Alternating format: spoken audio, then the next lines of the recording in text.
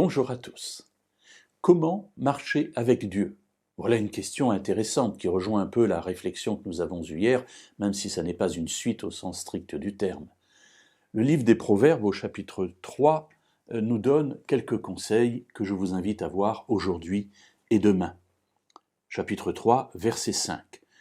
Confie-toi en l'Éternel de tout ton cœur et ne t'appuie pas sur ton intelligence. Voilà la première partie de ce conseil. Confie-toi en l'Éternel de tout ton cœur.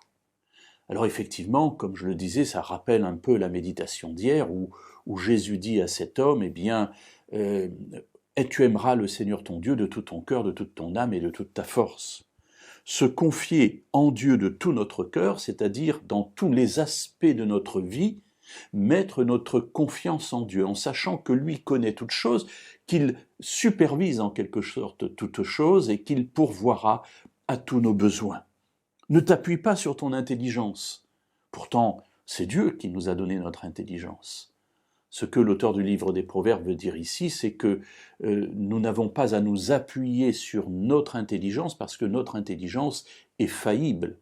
Même si elle est inspirée par Dieu, je l'espère le plus souvent possible, parfois elle ne l'est pas. Le seul sur lequel nous pouvons nous appuyer, eh bien, c'est Dieu, c'est celui qui est l'Éternel, celui qui nous a créés, celui qui nous a sauvés, en nous appuyant sur lui. Alors comment le faire, mes amis?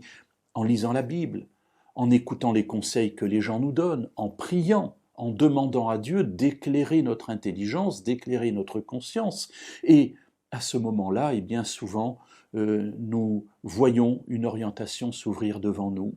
Nous avons une idée plus claire de ce que nous prévoyons de faire.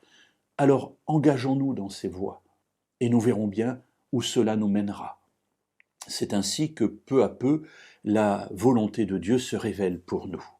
Donc, premier aspect de ce conseil, confie-toi en l'Éternel de tout ton cœur. Voilà, aie confiance en lui.